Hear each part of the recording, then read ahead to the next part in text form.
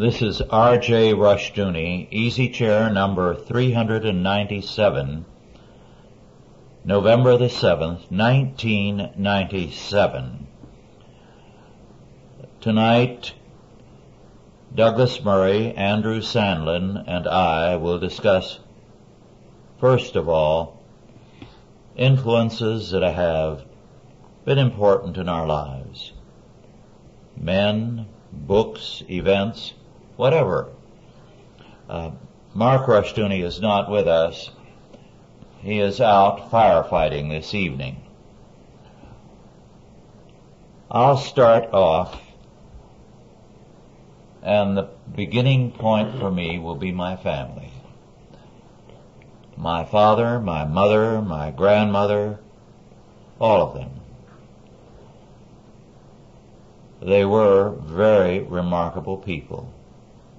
I'll begin with my grandmother because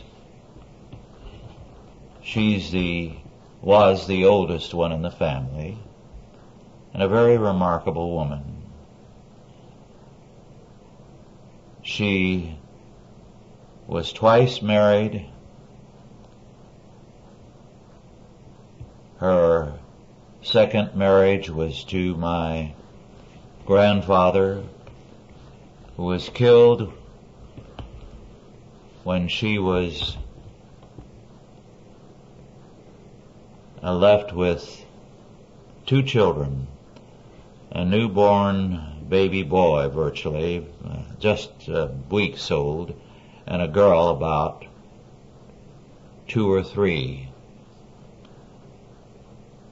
She was an unusual woman. She was a widow. My grandfather was a widower. The 4 daughters of my grandfather, my mother and her 3 sisters, were overjoyed when my grandmother married their father. They thought she was wonderful, and they said it was a double bonus. She was someone we loved from the beginning. And, she said, in those days, if a man or a woman were left widowed, then one of the children had the duty of caring for them for the rest of their life. And it was regarded simply as a duty. You didn't doubt it or question it. You could, if you wanted to, walk away and marry somebody, but she said, I never knew anyone who did. And my mother said, we welcomed Mother because we loved her, and we knew that not one of us 4 girls would have to be an old maid taking care of her. I mention that in passing because that was a commonplace thing in the old country and here in the United States. Very wonderful people I have known. People who have done this sort of thing simply because they feel it is their family and their Christian duty. And it sets them apart for life as very remarkable people. In fact, I knew one man, a very wonderful man, whose father died, and he was told, you're the oldest of the 3 boys, son. You are now going to take over the farm, and you are going to see your brothers through college, because all 3 of you are very, very intelligent and should have college training, but it'll be your duty to help your brothers. He put them through college. They both became professors, and this man was a man of sterling character created a family, and in the third generation now you can see the character that he has left there. I just mentioned that in passing. Well, my grandmother had a hard life. Rush, was this your paternal or maternal? Maternal. The Turks killed her second husband, and she was left with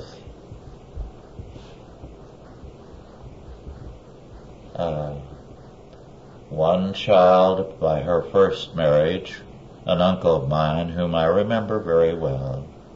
He died in 1917 or 18, I've forgotten which. He was in the U.S. Army. 2 sons and 5 daughters. A widow. She had the responsibility. She never complained.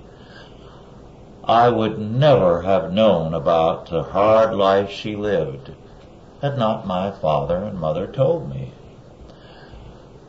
When the massacres began and she was on the march with my parents and other family members from Armenia into Russia, there was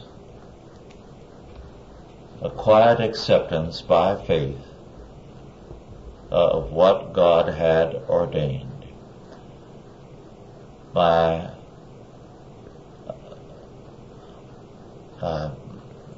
father and mother and one aunt and uncle and their son, my cousin Edward, had enough funds to make it to this country. The others were going to be left there to be sent for as they accumulated funds.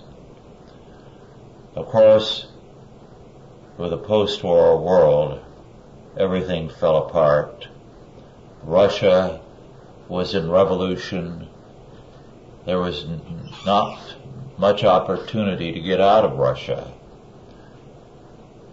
Then you had the horrible famine created by Lenin and his associates, who destroyed every kind of production, so that neither factories nor shops nor farms could function. And millions died in the famine. Herbert Hoover and the Near East Relief and 1 or 2 other agencies sent in a great deal of food. They saved the people of Russia, really, and made possible communism. But of course, they did not know the full extent of the evil of that regime and how the famine had been created by it. My mother and the 2 children survived because she was employed in one of the orphanages that American money had set up. It was painfully difficult work. So many children dying. You had so much food. Whom were you going to keep alive? The food rations were stretched out to the point that even after the famine was ended, life was so difficult and malnutrition so great that when my grandmother and young aunt and uncle, who were more brother and sister to me — I never called them aunt and uncle because we were, to all practical intent, brother and sister — when they came over here, they had night blindness. Once it was dark, they couldn't see. My grandmother never complained. I never heard her, nor did anyone in the family, ever say a harsh word about any person or group of people. Not even, in her case, the Turks. With her strong faith, her response to every kind of evil person was, the Lord is the judge. He will take care of them. Now, when my uncle, the youngest in the family, just a few years older than I, married, the girl he married, Bertha, had the care of her two elderly parents, both sickly, and it didn't seem as though she would be able to marry. But my grandmother said, I'm going to move in with you, Bertha, and I'll help with all the tasks, which she did. I'll never forget the wedding. After the wedding and the reception, Bertha and my uncle got in the car, my uncle driving, and in the back seat, Bertha's two aged, feeble parents, and my grandmother. That's on the honeymoon, or? Yes, took them along. They had to care for them. But that was what she was. A very wonderful person. The only problem she ever had with her children, blood children and stepdaughters, was that all of them wanted her to stay with them. So on the rare occasions when, for a couple of weeks in the year, Bertha got in help to take care of her parents, the girls were always so eager to have her. They loved her so dearly. The only time in all the years they ever disagreed was, whose place is she going to go to? So she would divide her time equally among them. She got what she wanted at the end. She was briefly ill in the hospital, recovered and came home, was up, around, and helping her daughter, my aunt, who is still living, 91, 10 years older than I. And then suddenly and quietly, she died. A wonderful woman. Really a saintly woman. My mother was, again, a very remarkable person. Unlike my father, she was a town girl, a city girl. And when her father was alive, they were fairly well off. She married my father when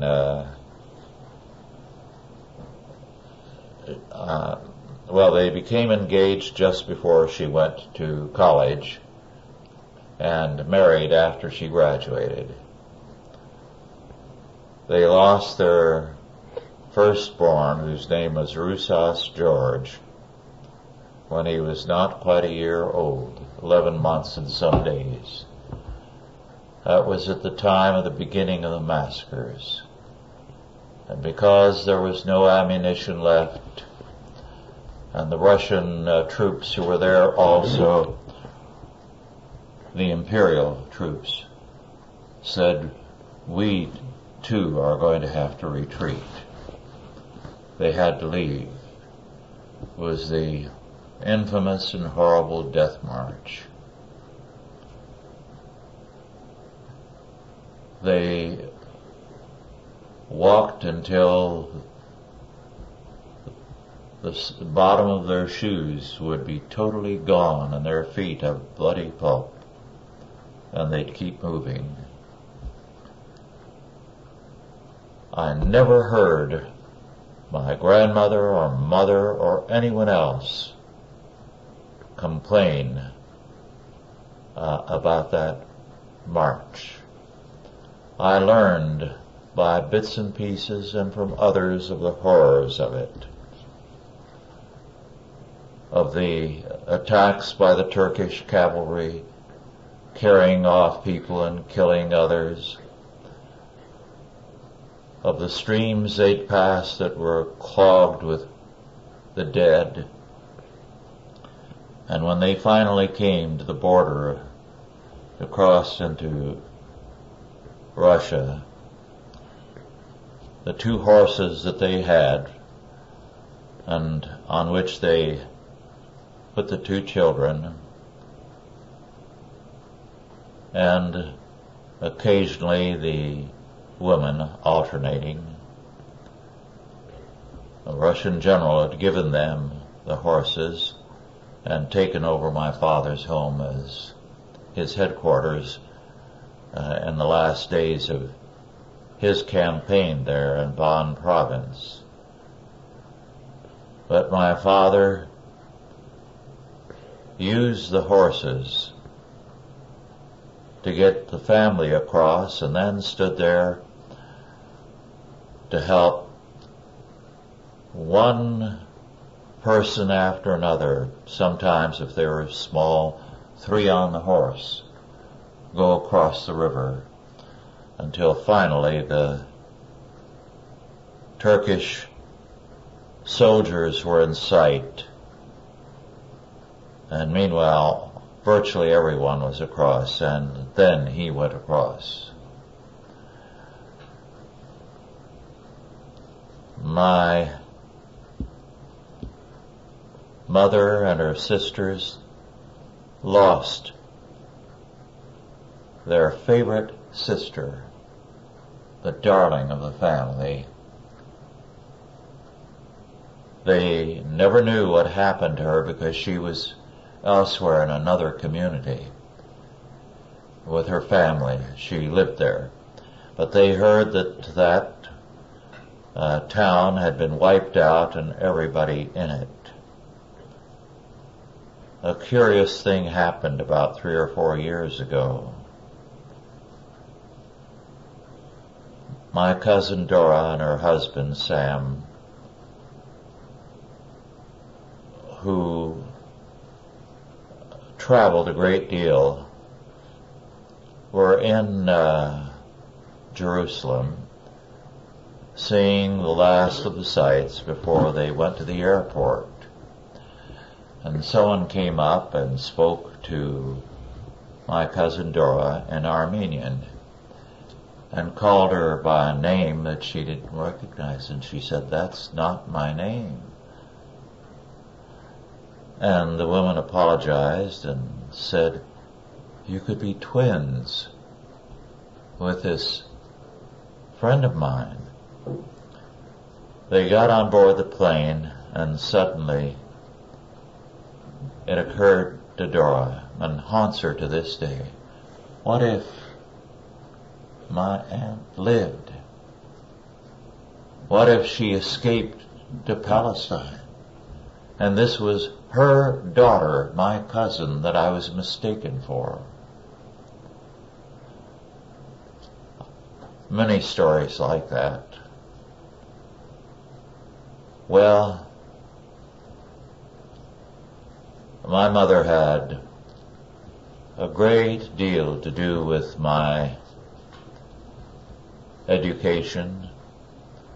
Both my parents loved to read, and when we came up to Vallecito, my mother no longer could stay alone as she liked to in her apartment. She came and lived with us, and until her eyesight prevented it, she was an omnivorous reader, delighting in the books that I passed on to her out of my library. Of course, my father read constantly until he went blind. And before he did so, he had memorized much of the Old Testament, most of the New Testament, and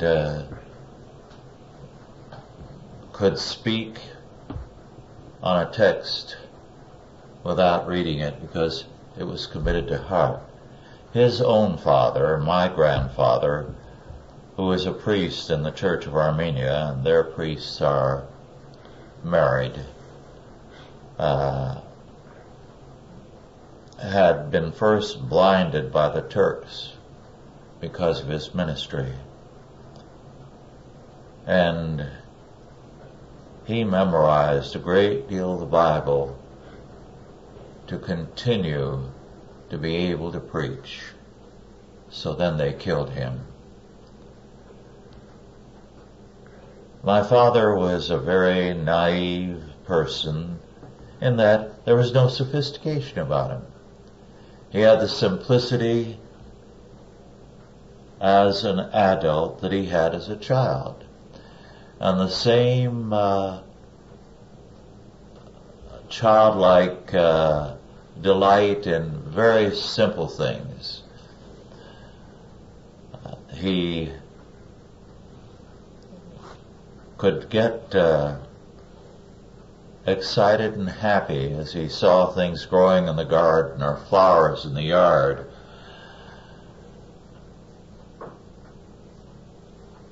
The grandchildren adored him because he understood them so well.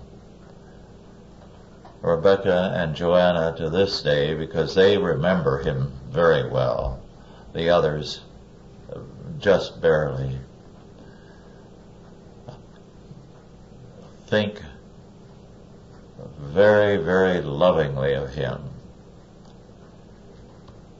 He was an unusual man in every respect. He studied in Edinburgh, Scotland at the University of Edinburgh, also at Newmount College there. He became a minister in this country. He'd been a professor in the old country before the war. From the time I was a toddler, he would take me with him, often carrying me in his arms, and he would talk to me a great deal about anything that interested him. And he told me a great deal about the heavens, the stars, so that my first ambition, my very first was to be a farmer because I loved the farm. And then after, I think about the third grade, it was to be an astronomer.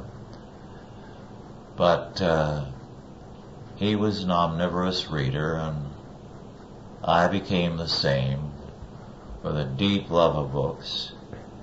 He found it hard to throw anything away that was printed, and I have the same kind of feeling. We had a very wonderful family. My sister is dead. My brother is still living. I was the eldest after, of course, Rousas George, who died in the old country. Well, I've gone on too long. Why don't one of you start? How about you, Douglas? And then we can continue with you, Andrew, later on. Well, I guess each of us bears the stamp of our family history. On my father's side, they immigrated to this country from the island of Skye off the coast of Scotland in the early 1800s and settled around the Great Lakes, actually in the United States, and then crossed over into Canada later on. And my My grandfather was a surveyor for the Canadian Pacific Railroad, and he had promised to marry my grandmother before they were engaged, before he left to go across Canada to survey the track for the Canada's transcontinental railroad. Apparently there are not very many Indians, or virtually no Indians, in the interior. Most of the Indian tribes apparently lived along the coast or right around the Great Lakes. So in some of the provinces, they would go for months and never see another human being. And there was just, there were 3 or 4 of them in the survey team, my grandfather and his brother and a couple other fellows, and I have pictures of them, and they look like they're right out of, look like Butch Cassidy and the Sundance Kid. Some pretty rough-looking guys, about 6'4", 6'6", and a big handlebar mustache, and they don't look like people you'd want to get angry at you. But the touching thing is that my grandfather wrote letters, and occasionally they would run into a fur trapper and ask that on his way back to the trading post if he would try and get these things mailed. Well, I have those letters, and they tell of the very lonely isolation out there in that country. And later, I have some letters where after he got out there, he homesteaded a piece of land in the province of Saskatchewan, and by himself,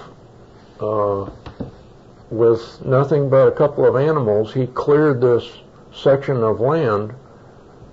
This is cutting the trees, pulling the stumps, and tilling the ground.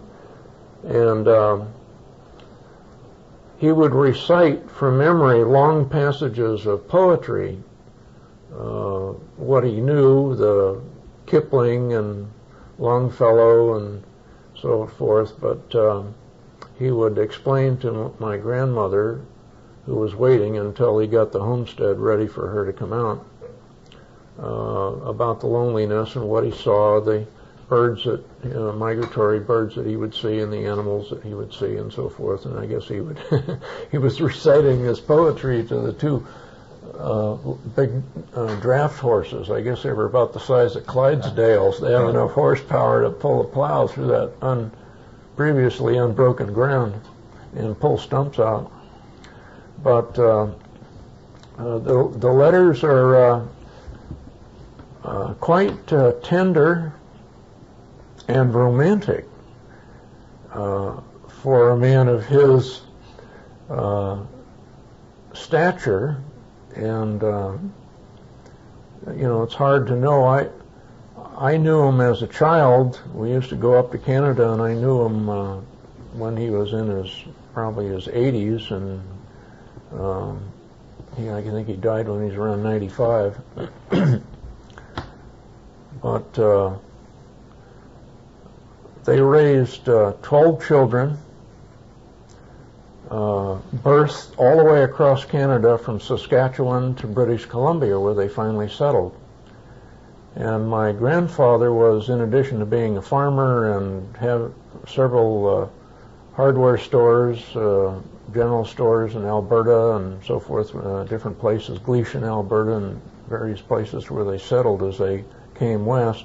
He was also a coppersmith, and which was a trade that was passed on to him by his father. Apparently in Scotland, I have a model of a boat that my great-grandfather built, which was a very wide beam, short boat, very tough boat that they used for fishing in the North Sea. And the North Sea is very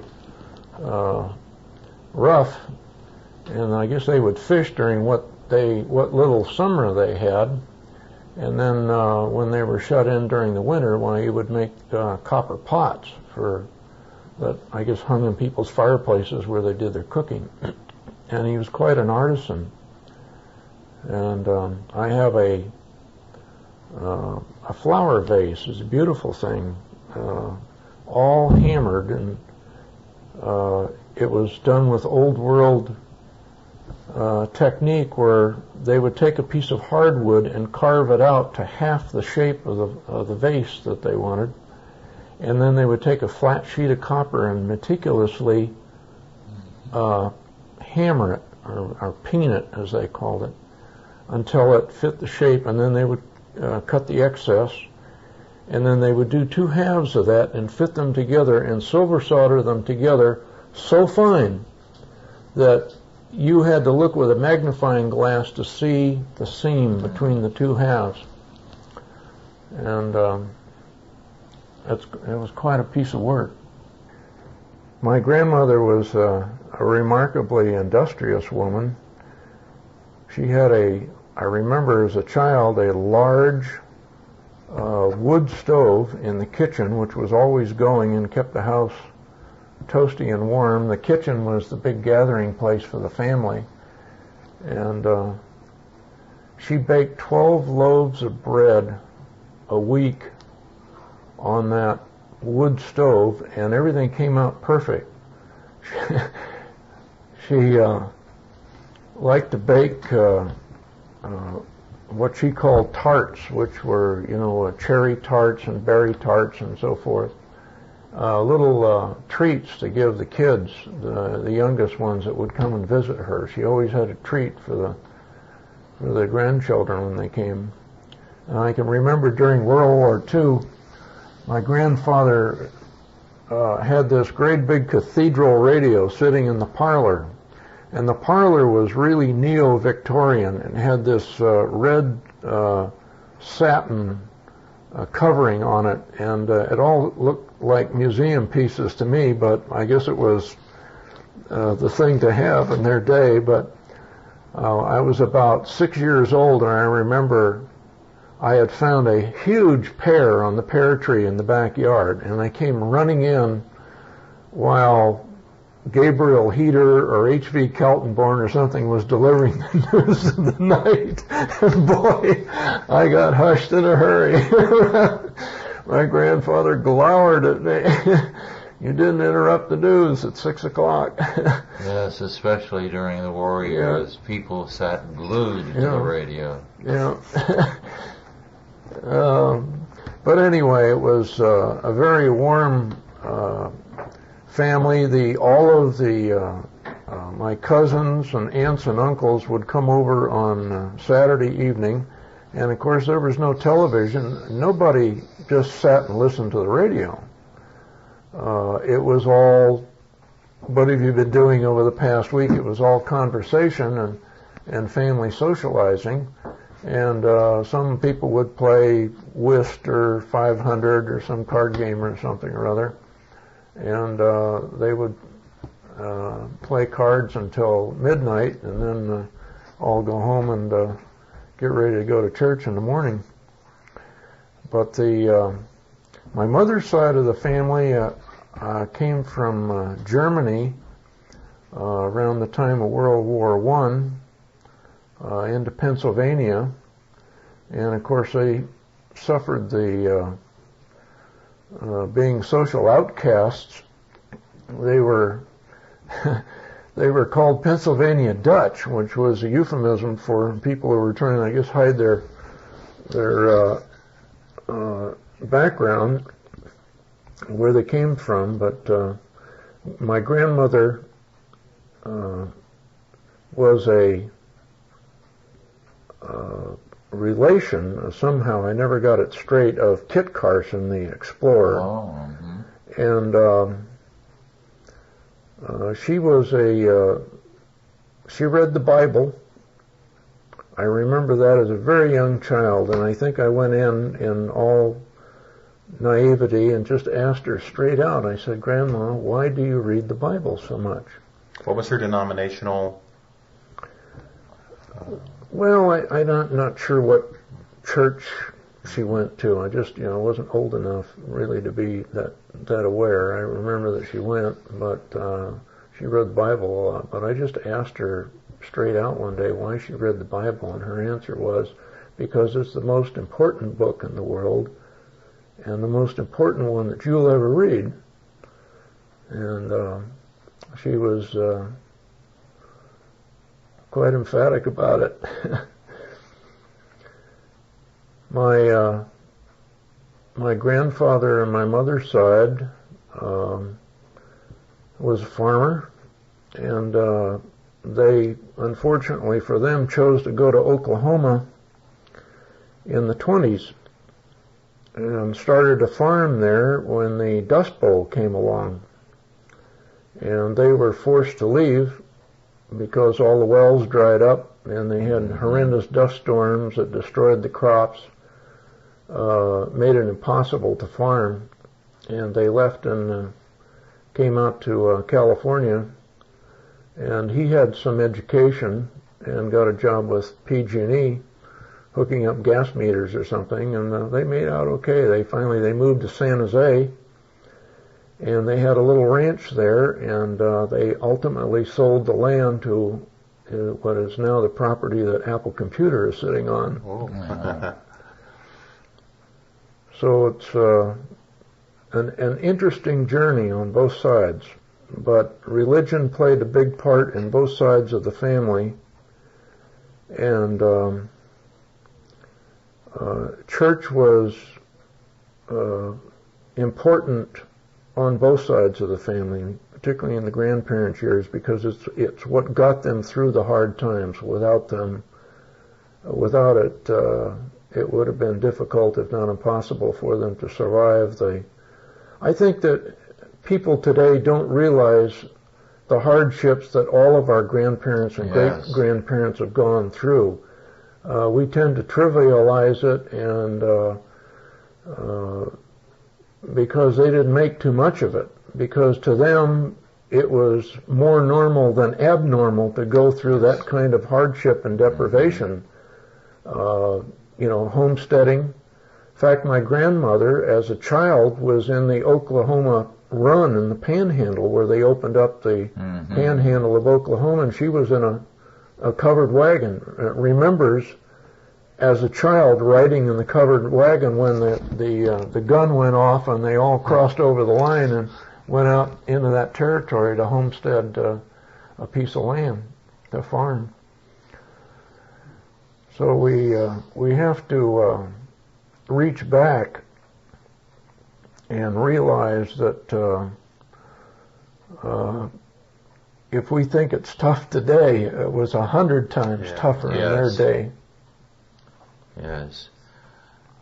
And we don't appreciate what I remember vividly as a child, the pleasure people took in going to church, hearing the sermon, singing the psalms, and standing around and visiting with friends and neighbors.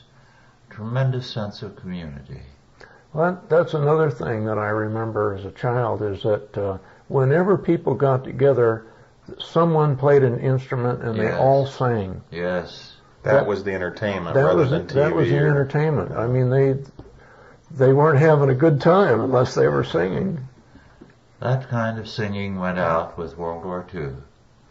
Before that, everybody sang on a slightest occasion at the drop of a hat, and with pleasure. Now it seems there's more of the obsession with professional singing rather than individuals. Well, Andrew? Well, I won't be any different than either Rush or Douglas. I was born into a very devout Christian family. My parents are both old-fashioned, Bible-believing Baptists. I should go back a little bit. Racially, I'm Irish and English. My mother's maiden name is Hopkins, which is a very standard British name. And Sandlin, English or Irish. I had an ancestor on my mother's side that came over on the Mayflower. But I guess the best way to begin with my background is to say that all of my life has been conditioned in Christianity, so I don't really think of anything else. My father's been a Baptist pastor and evangelist for 40-some years now. And my mother, who was saved at a very young age, he was converted in a revival meeting at 24. She was converted as a Sunday school girl, about 12 years old. I have great affection for them, obviously, as you men do for your parents. They trained me in historic biblical Christianity. Give you an example of that. I'll never forget my first job was, my father was pastoring a church in Florida. I must have been all of about 6 or 7 years old. And he needed someone to sort of pull the weeds around the large church building. I think I was hired for $5 a week to pull all the weeds around the church building. I remember the first time that I got paid the $5 bill, my father sat me down and he said, "Now, son, the Bible teaches that you should tithe. And that's 10%. 10% on $5 is 50 cents. And you can give more, but you owe to God 50 cents. He says, please understand that this is not something there's any question about. It's just it belongs to God." Well, all of my life I've never had one problem tithing in the most difficult times. Not because of any goodness in me, but because we were just trained that that's the way you live your life. It couldn't be any other way. That's why when I encountered Van Til's The Defense of the Faith and other works and Rush's Institutes and his other works, it was so natural. I was taught that the Bible is the inspired and infallible Word of God. My parents both have a great love and belief in the Authorized or King James Version, which I share. And therefore it was just natural to accept that all of the Bible is true and that all of the Bible applies to all of life. Go back and mention there's also some strong old-fashioned Methodists in my background. My dad tells a story of his grandmother, my great-great-grandmother, who was an old-fashioned Methodist who liked to dip snuff.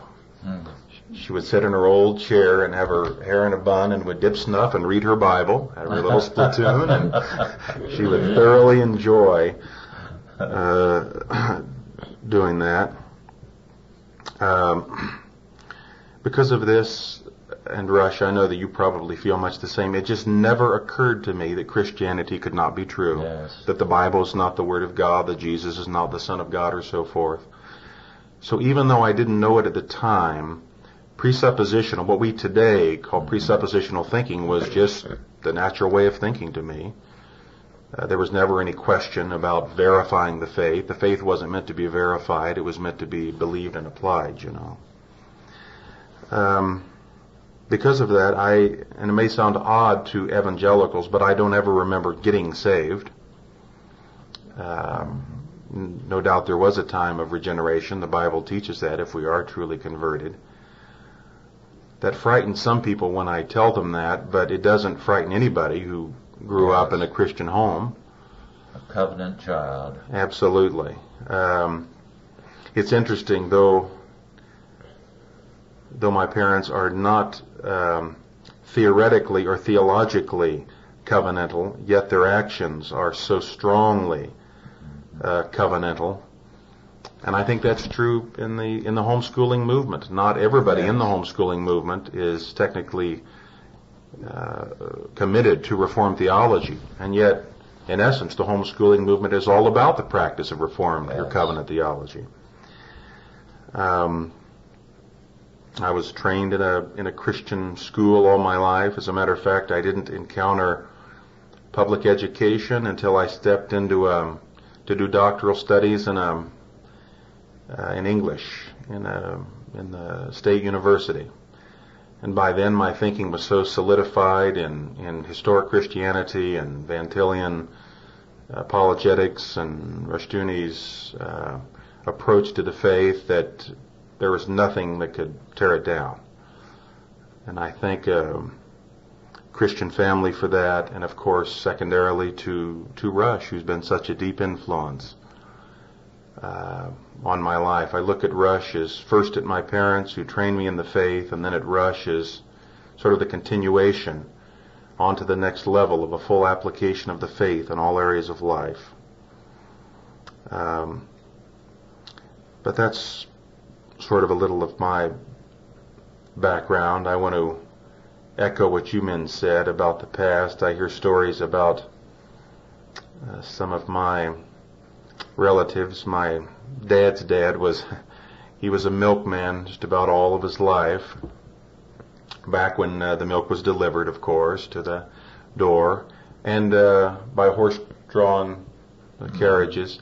My dad tells a story. I remember. Yes, my dad tells a story about the fact that he knew his horse so well, and the horse knew him so well, that he would, at several stops, just sort of get out and say, "I'll meet you up there," and he would go over and make a couple of stops, and the horse would just sort of walk down the proper number of blocks and would just stop right there and be waiting. And his wife, they divorced later. They were not Christians at the time. Was just a very hard-working woman who had little education but scrubbed floors for a living. Speaking about hard-working, she was scrubbing floors for a living into her 60s and early 70s, babysitting just to get enough money to get by. A dear Christian woman. They're all Christians now. Those that are still alive. A couple of the grandparents are dead. My maternal grandfather was a truck driver for years and years. A lot of them, by the way, came from Kentucky. I don't know if you know, Ohioans call people from Kentucky bra hoppers. That's one of their briar hoppers, one of their terms of sort of friendly derision. But many of them migrated to Ohio, and all of them say, virtually all of them on both sides of those still living, the younger ones, almost all profess Christianity. Many Baptists, some Reformed, some non-denominational. But I'll conclude with this. So many things I could say, but I'll never forget that for years my father would always put in his Bible a picture of the cross. I have 3 siblings. So there are 4 children. And, of course, the cross has 4 points to it, and he would put my name on the top and my brother's name here and my sister's name on the side and the other sister on the bottom, always with the prayer that the entire family would be Christian. And he strongly believed in household salvation, and God has honored his and my mother's faith. She's a dear soul, has an operatic voice, would sing with him on his crusades and preaching, the old hymns and old gospel songs. He jokes that some of the ministers where he preached say, "We don't really like your preaching, but we have to get you in order to get your wife, to get her to sing. So that's why we invite you to come." But never heard her say a cross word. Just a dear Christian woman. But those have been the main events. I think, think of Van Til's little booklet, Why I Believe in God, and he begins with his discussion about the fact that he was just taught in his Dutch family that Christian. Well, I feel just the same way. It could not be otherwise, and I thank God for it. Well, the family was very, very strong in the era before World War II and in the generations before. I know that when I was growing up and in high school, the aunts, my grandmother and 3 aunts would come together regularly in one home or another, bake bread together for all the families, and do a great deal like that, that was routine. They'd make the big flat bread which will keep indefinitely, and pile it high. And then they'd make the round bread like a sheep herder's bread, which it really was in the old country. They'd work together like that. And Sunday dinners were held together, all of us, at one home or another.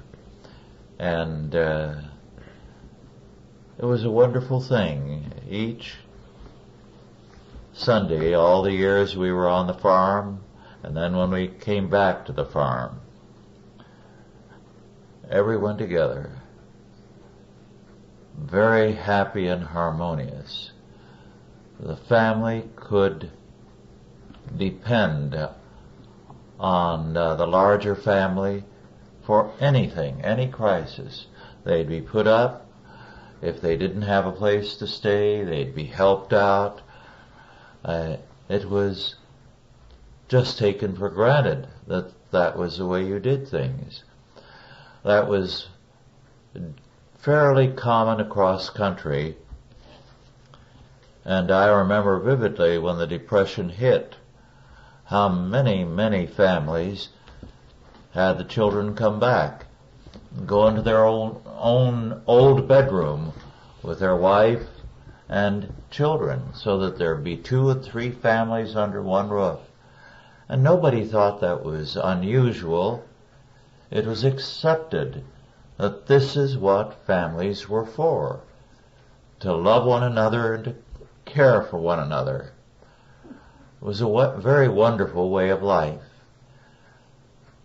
In the Bible, the family is the basic institution, and we've forgotten that. And the thing that makes me value so highly the homeschool movement is that it is restoring the family to its proper place. Christian school is a big help, but the homeschool is even better at this. Yes, that's right. So I think we're in the midst of a great change in this country, that we're not only going to see a revival of Christianity, but it's going to begin in the home. It's not going to begin in churches and campaigns by the clergy. It's going to begin in the home. And I'm seeing it already. Yes. I can go on at length about some of the families on the Chalcedon mailing list, people who support us, the remarkable family life they have, the high caliber of their children. It's a very important thing, and we're just seeing this come to the fore, say in the past 10, 15 years. That's right. It was not there before. The family was tending to disintegrate. Now, of course, you have the disintegration in the non-Christian realm, but in the Christian, a remarkable resurgence of family life. And that's how we're going to turn things around, and are turning things around. Yes. It is going to be not only an intellectual, theological thing, which is what we're trying to do here at Chalcedon, but it's going to be something rooted in the family. I was about to say, before you mentioned that, Rush, I think all of these people that think they're going to turn things around by evangelistic crusades really have it just backwards. Yes. I mean, we've had 30 or 40 years, of this crusade evangelism. I mean, even after the Billy Sunday era. Well, most of it's Arminian anyway, but even if it weren't, I think it's missing the whole point. There can't be revival in the church until there's revival in the family. That's right. It's interesting. I run into people that are homeschooling, and some of the women who, for one reason or another, didn't finish high school, they get excited about learning because they see their kids getting excited, and they go back and get their high school diploma. That's right. I've seen young mothers who were products of the public school, and barely capable of reading and writing become highly literate and well-educated because they started with their children, taught them step by step, and themselves learned everything. You know, the women's movement has talked about empowerment. The women that I've talked to that have gotten involved in homeschooling with their kids, that's the one thing that this really gives them empowerment. Yes, it is does. To take charge of that Absolutely. responsibility back in the home again. And I don't think many of them realize that they lost it until they rediscovered it, and then they realized what they'd lost. Well, the family at one time was the normal way of life, and the urge to create families was very strong. Now, I mentioned earlier that my father did his graduate work in Scotland. Well, when he went there, he stayed with a childless married couple, the Olivers, John Oliver. And he not only had a marvelous family life, but he became their son. And all the time I was growing up, I was writing letters to Granny Oliver. She was another grandmother. And John Oliver died when I was quite young. But Granny lived for a long, long time, and all through the years, every Christmas, not only would she send my father something, but us children. And me in particular, because my middle name John was from John Oliver, and I almost got named John Oliver Rushdoony. At any rate,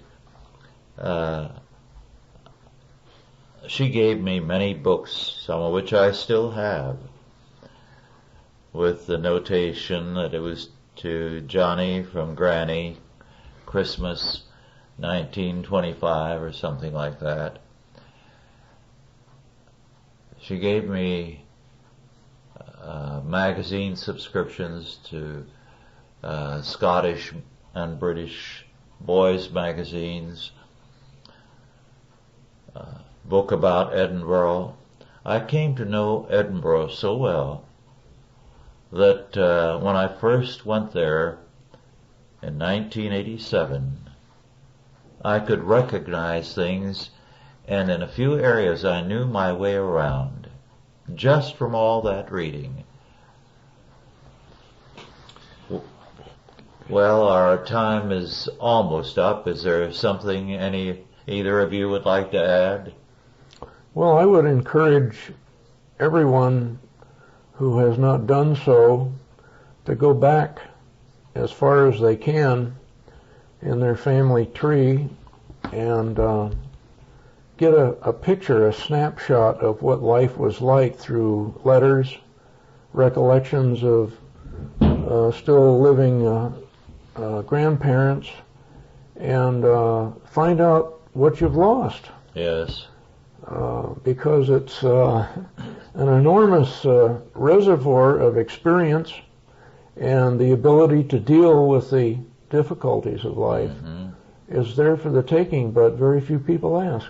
Yes. Another thing to do, which our family does, is to have regular family reunions.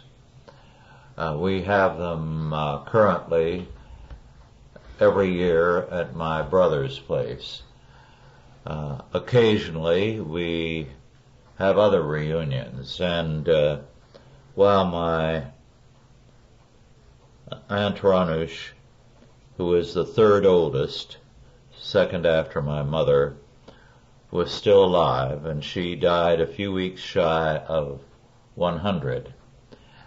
We had an annual reunion on her birthday as well as the one at my brother's. was wonderful.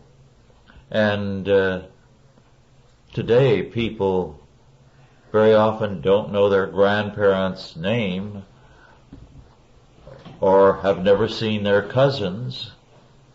I find that hard to understand. Well, our time is up. Thank you all for listening, and God bless you.